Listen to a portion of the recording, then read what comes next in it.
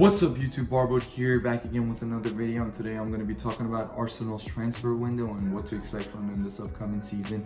As you guys already know, this morning Arsenal announced that they've signed Nicolas Pepe for 73 million euros, and it's really interesting because it's a bit of a hefty price, but I truly believe that they needed this type of player in their squad, so it really doesn't matter as long as you got the player that you wanted.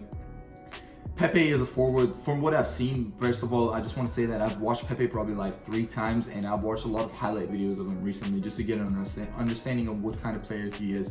But from what I've seen in those highlight videos, he seems like a very versatile forward that can play across all the front three, so that's always good to have. He seems like he has great ability to run in behind defenses, and it's really cool because, you know, Arsenal does need that.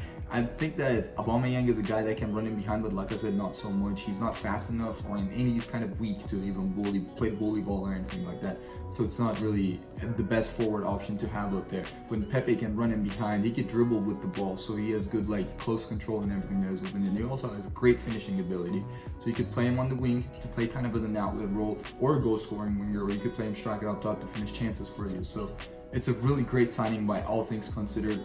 He's also 24, so you're not really expecting him to develop. You're not waiting on him or anything like that. Once you sign him, you expect him to hit go and just like be ready to dominate kind of thing. And Arsenal does need that. They needed that energy in the front three and their team overall because they need to challenge for top 4. They're putting all their eggs in one basket, especially with the money they've spent. They need to be getting top 4 and maybe get an FA Cup or anything like that if possible for them. Pepe seems like a great dribbler as well. From what I've seen, he seems like a guy that could bring the ball forward, and that's always good to have for a forward because there are times where your midfielders are struggling. There are times when your team's getting pressed hard and you got a speedy forward that can bring the ball forward for you, dribble for you, and just like beat defense's first line or maybe midfield's first line, and you're good to go. And that's really good to have, good quality to have. Kind of like, if I had to give like a best comparison, kind of like what Neymar does or what Messi does. I know Pepe obviously isn't on those quality players, but those are the things they do when their midfielders are struggling. They kind of drop back a little bit or on the wing, and they can bring the ball up forward, and that's great to have because Aubameyang can't do that, and like I said, isn't really exactly quick enough to do that. He can do it maybe sometimes in the middle of the pitch and link up the midfield and forward, but that's not exactly what I'm talking about here. I'm also a fan of Pepe's passing. I believe that he's a good passer for a forward and has a real decent final ball on him, so that should be good enough to watch. He's just going to be a great player for Arsenal and neutrals to watch, and it's going to be super exciting. I think that even if he doesn't hit the goals that people expect him to hit, maybe like the 20 league goals or anything like that, I think he's still going to have a great season because he's a guy that can dribble, he's a guy that can always cause mismatches, he's a guy that has a final ball and can play make, so it's going to be real useful for Arsenal. And also just want to say that with their front line, I do not want Aubameyang on the left wing because I believe that even though he's speedy, he's not a good enough dribbler. He's not a guy that can just cut in or anything like that. He doesn't have good enough link up like that, and it's just a waste of a very good finisher to put on left wing. So what I would do is I would bench, like I said, because I believe that he's not quick enough to play on left wing, or he's not useful enough in this setup that I want Arsenal, the way I want Arsenal set up. And what I wanted was Arsenal to set up in a midfield 4 with 2 strikers up front, obviously Aubameyang and Pepe, with Aubameyang on the left, Pepe on the right, and they could both go play wings if they wanted to at the same time. You know, kind of like the way Barcelona did 4-4-2 with Suarez and Messi. Messi would move to the right side of the pitch, Suarez would move to the left side of the pitch, and they both played up front. And this happened in 17-18, by the way. So overall, I think that way you get the best out of your forward line because you'd give them a little bit freedom to do whatever they wanted, but you'd also have them closer to goal, so you'd get the most out of their finishing, which both I think are pretty good finishers, so it should be interesting. Moving on to Arsenal's midfield, they also signed Dani Ceballos on loan from Real Madrid. Ceballos I'm not really a big fan of. The first time I watched him was in 15-16 when he played at Real Betis, and back then I really liked him for how good of a dribbler he kind of was, and how exciting he was as a midfielder, kind of like bringing fresh energy into Betis. But since then, I do not believe that he's improved on his game at all in any aspect of the game you could name. And it's kind of like a red sign looking at that when a player that young, after 4 years, still hasn't improved their passing, decision making, or maybe even positioning or anything like that. So it's really tough to rate him kind of like that, but still Arsenal needed that fresh energy with Ceballos.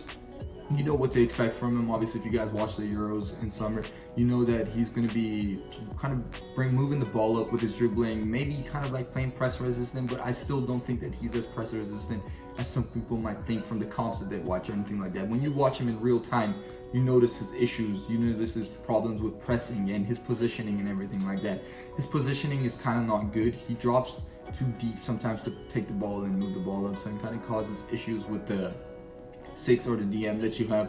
He also doesn't place himself well enough between the other team's midfielders to receive the ball. So he's always kind of like hiding between the midfielders, and it's an issue because you're not getting enough touches if you do that, and then your other midfielders are going to be under pressure. And I haven't seen that improve from 17-18 or 18-19 at Real Madrid. I know he didn't get many chances, but there's a reason for that, because he wasn't really impressing the time he was playing, besides his dribbling that he's always had. And his passing isn't exactly the best. I think that Ceballos doesn't make the best decisions when it comes to his passing. He's kind of not going for the fancy ball, but he's also not going for the safe ball. He's just doing whatever. He keeps the ball for far too long, so the best pass option goes away, and then he has to like force a pass at times. And these are all problems that he hasn't seen improve, but hopefully he works on it this upcoming season. I can't see it. I think he might start the season, and he might start at 8 maybe, but going into the season maybe by November or maybe even before that, I think that he might get benched for whatever player they're going to play. Now going into the season with Arsenal's midfield, and the midfield 4 diamond that I've envisioned for them, I want Guendouzi at the base, I want Torreira on the LCM spot, and then Ceballos on the RCM spot, and then Ozil at the tip of the diamond, and that 10 role that he always loves. And Ozil, obviously there's been a lot of talk around his name, but I think that he's a quality player, that he will bang again this season. He'll have a great season coming up.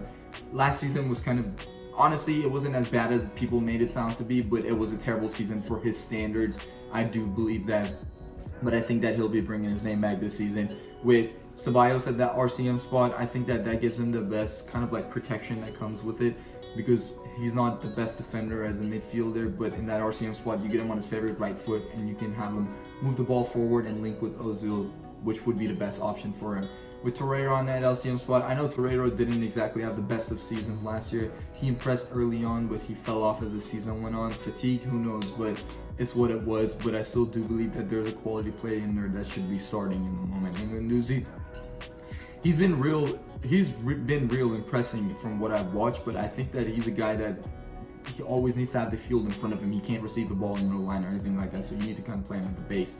His passing isn't exactly the best, but he's very young and he's always improving on that, and I do believe that he's like starter quality for Arsenal, so they should keep him in that spot.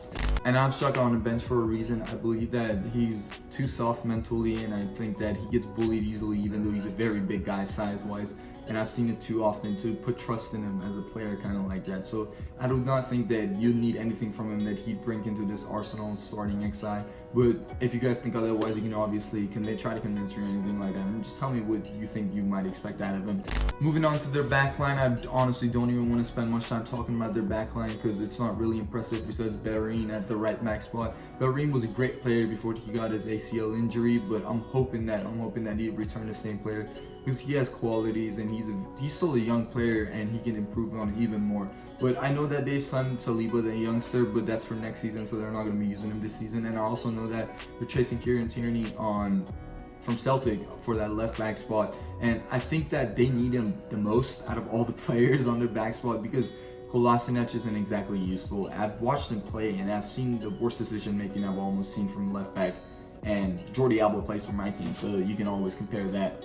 So I'm hoping that they sign Kieran Tierney to have a good fullback pairing going on into the season and have a great season coming up. My expectations for Arsenal are 3rd place finish and FA Cup win if possible. That's if Arsenal get the most out of their squad as they can.